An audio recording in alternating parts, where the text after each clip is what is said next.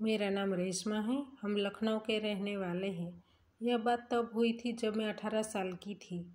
मेरी फैमिली में मेरे अलावा मेरे मम्मी पापा और मेरी दादी रहते हैं। मेरे कोई भाई बहन नहीं हैं। मेरी मम्मी की उम्र 40 साल है। उसका शरीर भरा हुआ है, लेकिन वह मोटी नहीं है। वह काफ़ी खूबसूरत है। उन दिनों हमारे घर के टेरेस में काम चल रहा था, इसलिए मेरे पापा ने 2 मज़दूरों को काम पर लगाया था। वह मज़दूर हमारे घर पर ही रुके थे। मेरे पापा की ऑफिस मुंबई में है, इसलिए वह महीने में 6-7 दिन के लिए वहाँ जाते हैं। जब मज़दूरों हमारे घर पर रुके थे, तब पापा को 10 दिन के लिए बाहर जाना हुआ। इसलिए पापा ने मुझे और मम्मी को कहा कि मज़दूरों का ख्याल रखना, क्योंकि वह अच्छे से काम करे।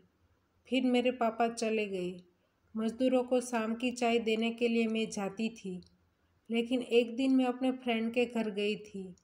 मुझे वापस आने में थोड़ी देर हो गई, इसलिए मैं घर जाकर दादी को पूछा कि मज़दूरों को चाय देने के लिए कौन गया है।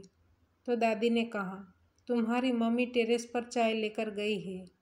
फिर मैं ऊपर टेरेस पर गई।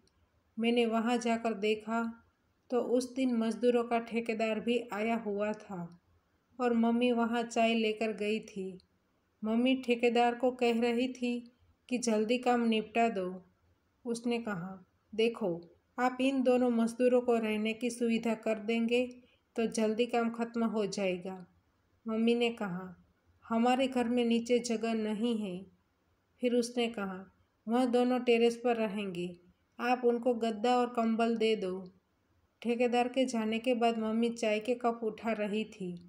तब उनके सामने बैठा मज़दूर उनको देख रहा था। मम्मी को शायद उस बात का पता चल गया था, इसलिए उसने उस मज़दूर के सामने देखकर स्माइल किया और धीरे से कुछ कहा, लेकिन मुझे सुनाई नहीं दिया था। लेकिन मुझे कुछ दाल में काला लग रहा था। शाम को 9 बजे सबने खाना ख़त्म किया। फिर मेरी मम्मी ने एक मज़दूर को बुलाने के लिए मुझे कहा, क्योंकि उनको सोने के लिए गद्दे देने थे। फिर मैं मज़दूर को बुलाकर आई और वह आकर गद्दा ले गया। फिर उसने जाकर ऊपर के कमरे में रखा, क्योंकि हमारा तब ऊपर का कमरा रेडी हो गया था। उसमें लाइट थी, लेकिन पंखा नहीं था। उनको गद्दा देकर मैं नहाने के लिए चली गई, क्योंकि मैं रात को सोने से पहले हर रोज़ नहाती हूँ। फिर मेरी मम्मी ने मुझको मज़दूरों को आइसक्रीम देने के लिए कहा। तभी मैंने मम्मी को कहा कि मैं 10 मिनट के बाद दूंगी, तब तक मैं नहा लेती हूँ। जब मैं नहाकर बाहर आई तब मैंने देखा तो मेरी मम्मी वहाँ पर नहीं थी। फिर मैं समझ गई थी कि आइसक्रीम देने के लिए मम्मी टेरेस पर गई है, इसलिए मैं भी उनके पीछे टेरेस पर गई।